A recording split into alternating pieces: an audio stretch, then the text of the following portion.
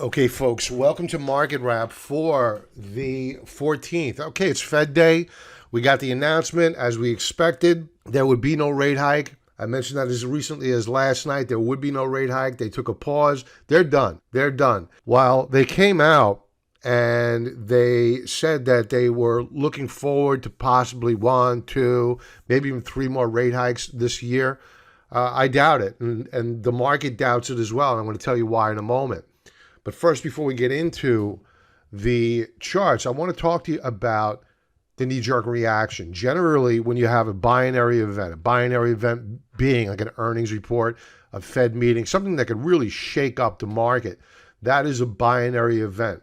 And usually the knee-jerk reaction of that binary event is the wrong reaction. Now, let's go to the NASDAQ, which was up all day long. Oh, most of the day, I should say. It did go red for a brief amount of time.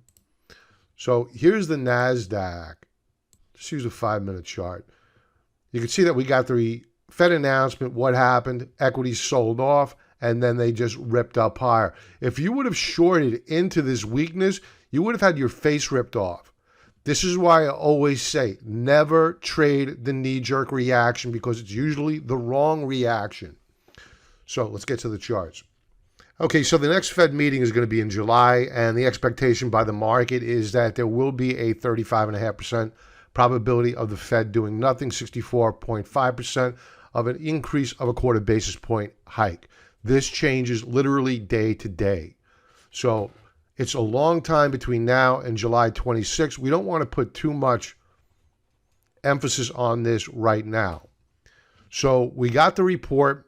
Fed pauses after 10 hikes, signals a very hawkish outlook and no recession. Think about that. Think about that. No recession and a very hawkish outlook, yet equities rallied. Interesting. Here's why we're calling BS on the Federal Reserve and there being no recession. All you need to do is take a look at the yield curve. Forget about the weekly chart. We'll come back to this. Here is the monthly chart. And we are cratering yet again. The yield curve has signaled a recession ever since 1955. We are heavily inverted, 2s versus 10s. What happened after the Federal Reserve came out with their announcement of all is right with the world, no recession? One would think that you get normalization of interest rates. No, no, no. You saw spreads widen out, 2s versus 10s.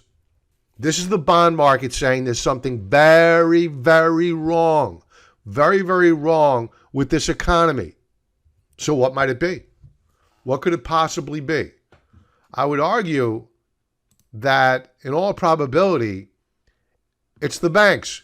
Powell himself said during his statement that he was worried about the banks. They have 30 banks that they're keeping an eye on.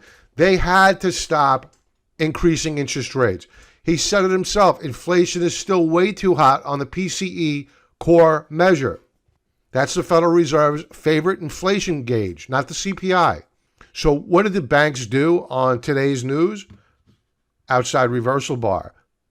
Bearish engulfing. If you're watching this on clips and you're new, link below to our 5-part video tutorial on my top 5 favorite candlestick patterns, free.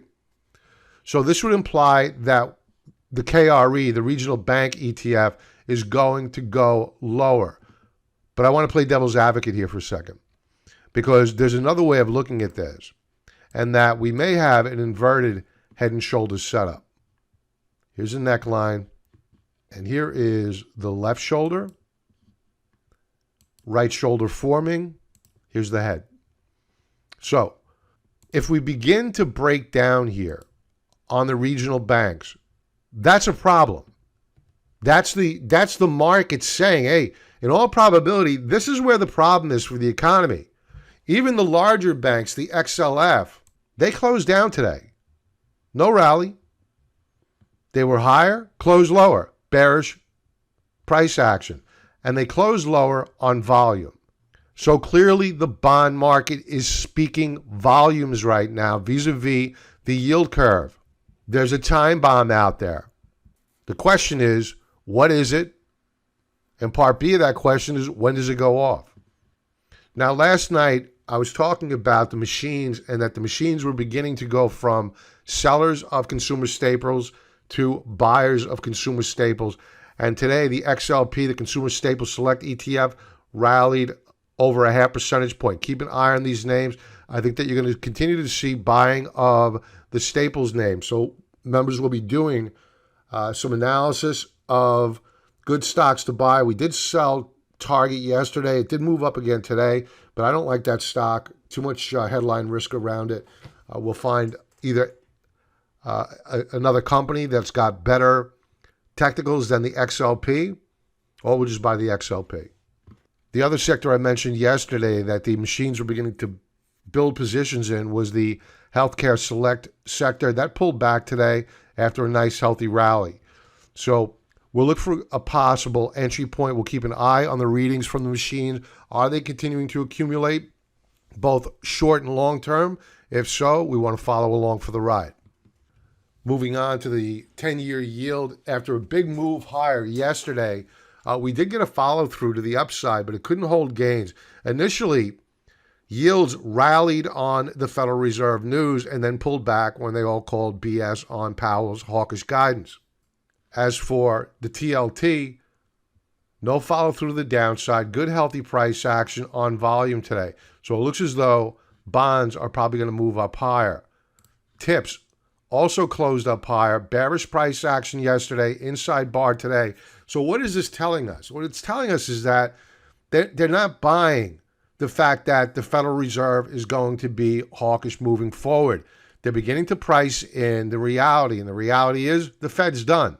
The only thing that could mess up that argument is a massive resurgence of inflation. And much to my surprise, he did not increase his target from 2% to 3%. In fact, he reiterated at least a half dozen times that their price target remains at 2%. So apparently he was knocking down the rumors, for now anyway.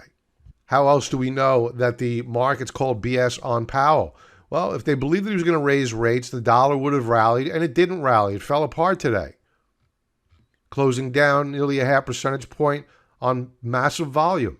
Now, volatility got crushed, absolutely crushed. Initially, it showed some signs of strength. Then it just faded into the close. Let's take a look at the 30-minute chart, closing right at the lows of the session. No bueno. The Dow Transports moved higher by 1 1/3%. So you're seeing a broadening out here of sectors that are moving up, not just the technology sector, and volume is increasing sequentially, bullish.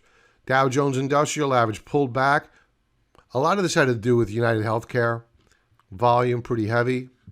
S&P 500 retested support, held, and even closed above yesterday's breakout point. What does this imply?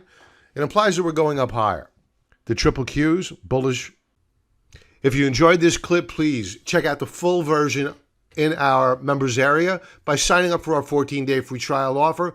We'd love to see you in the forum talking with some really great people. So act now, join, and get all of our commentary, market insight, trade alerts, and options income right now. 14-day free trial offer. I'll see you on the other side in the forum. Make sure you say hello. See you there.